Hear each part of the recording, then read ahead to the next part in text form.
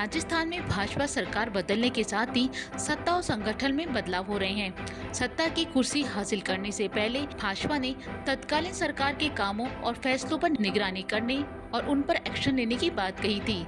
उसी बात पर अमल करते हुए खेल परिषद ने आरसीए दफ्तर को सील कर दिया है। ऐसा क्यों किया गया?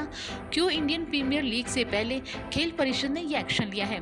आखिर ऐसा क्या हुआ कि आरसीए में ऑफिस से लेकर स्टोर पर ताले लगा दिए गए हैं? ये सब जानेंगे हम इस वीडियो में।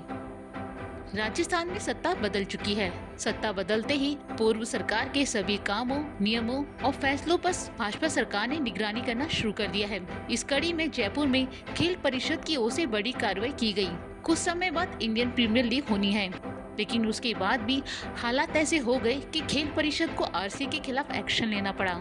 दरअसल आरसीए का एसएमएस स्टेडियम को लेकर एमओयू खत्म हो गया है। ऐसे में खेल विभाग से मिली निर्देश के बाद शुक्रवार को एसएमएस स्टेडियम में आरसीए द्वारा इस्तेमाल की जा रही बिल्डिंग और स्टेडियम पर कब्जा कर लिया गया है। बताया जा रहा है कि खेल परिषद ने पिछले दिनों आरसीए को बकाये के कई नोटिस दिए थे, लेकिन आरसीए ने इसे हल्के में लेते हुए न तो बकाया पैसा जमा करवाया और न ही नोटिस का जवाब दिया।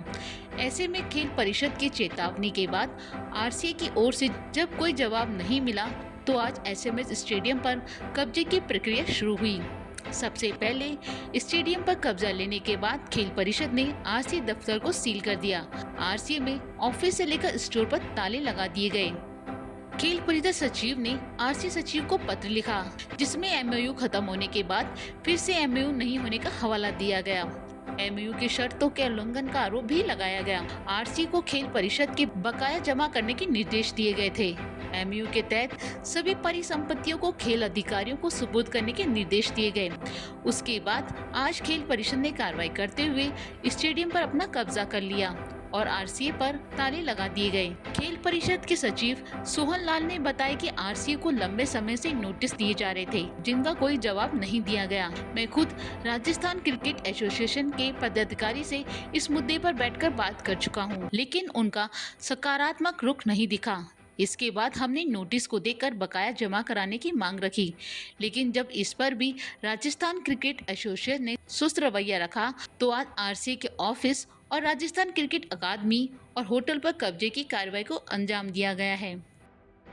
अच्छे से होंगे और वास्तविक खिलाड़ियों को फ़ायदा मिलेगा, खेलों को अच्छा बढ़ावा मिलेगा। हमारे जो माननीय मंत्री महोदय हैं वो खुद खिलाड़ी हैं और उनकी मंशा है कि जो भी खेल सुविधाएं हैं वास्तविक खिलाड़ी को मिले और 1 रुपया भी अगर आता है तो वो खिलाड़ी पे और खेल की सुविधाओं पे लगे। तो अब आईपीएल में यानी कि खेल परिषद की सीधी भूमिका रहने वाली है इस बार। जो भी व्यवस्था होगी सरकार निर्णय लेगी, जैसा होगा, लेकिन गेम होंगे, अच्छे से होंगे। सचिव साहब एक सारा झूठ है। इनको लगातार सैकड़ों नोटिस दिए गए हैं, हर में राशि जमा कराने के लिए लिखा गया है।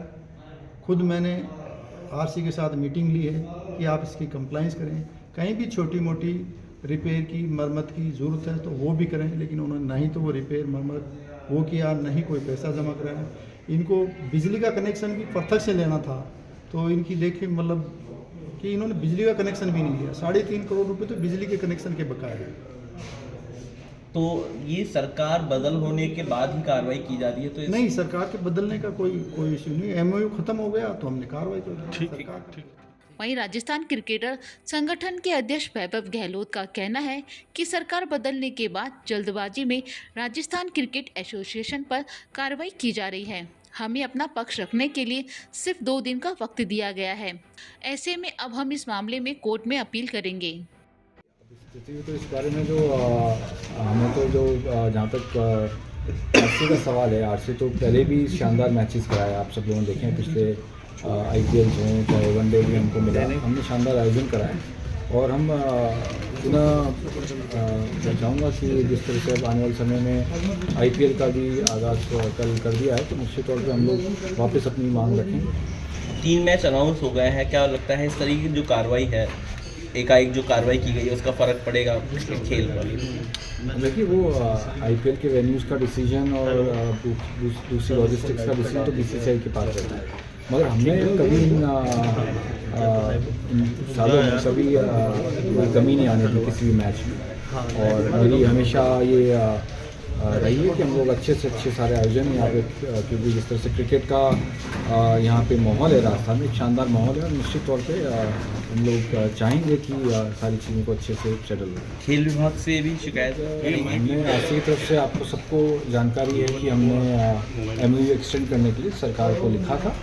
MOU एक्सटेंड नहीं करने का कारण तो मुझे नहीं जानकारी इस बारे में, मगर हमें 2 दिन पहले ही मुझे मालूम पड़ा कि RC एकेडमी और दूसरी जगह का खाली करने के लिए नोटिस आया था, जिसकी जानकारी और बहुत कम समय दिया गया खाली करने के लिए। और निश्चित तौर से जिस तरह से खेल गतिविधियाँ और सब चल रही हैं उस पर इफेक्ट पड़ा। आपको बता दें कि राजस्थान में RCA से जुड़ी संस्थान में राजनीति और बड़े बड़े रसूखदारों का हिस्सा रहता है, लेकिन जब सरकार का पंजा पड़ता है तो अच्छे अच्छे दिग्गज पानी भरने लगते हैं।